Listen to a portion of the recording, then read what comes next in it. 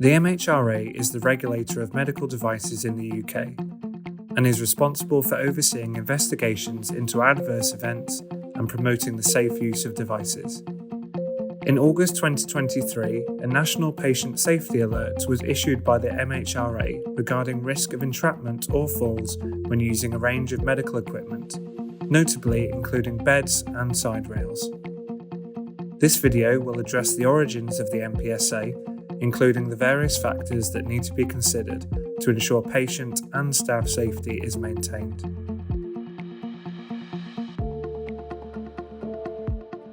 Side rails provide a very useful aid for falls prevention and mobilisation for many patients.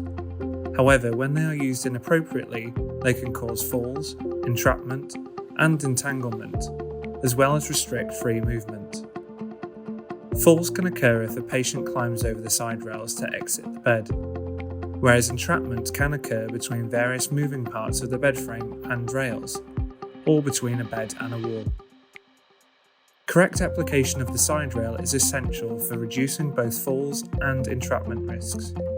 To do this, the rail should be raised fully, secured or clicked into the up position, then checked to ensure they are firmly fixed in place. Finally, ensure all side rails are in safe working condition.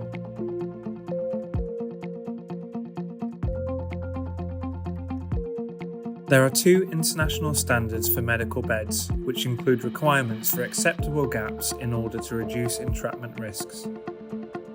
One is for adults, and the other is relevant to children or adults with an atypical anatomy. For ease, this video will refer to these as the adult and children's standards, respectively. The majority of med-surg beds in the UK meet the international standard for adult beds, although some older beds and some imported from overseas may not. In comparison, there are currently very few beds and cots in the UK that meet the children's standard, often meaning equipment designed for adults is used simply due to availability.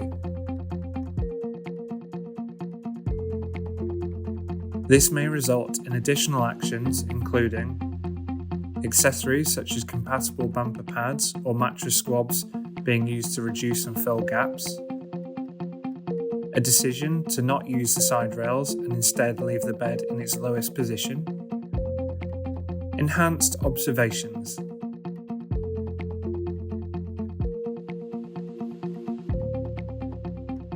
The MHRA has recently updated the guidance on the management and safe use of bed rails to include learnings from reported incidents, with guidance including regularly updating risk assessments.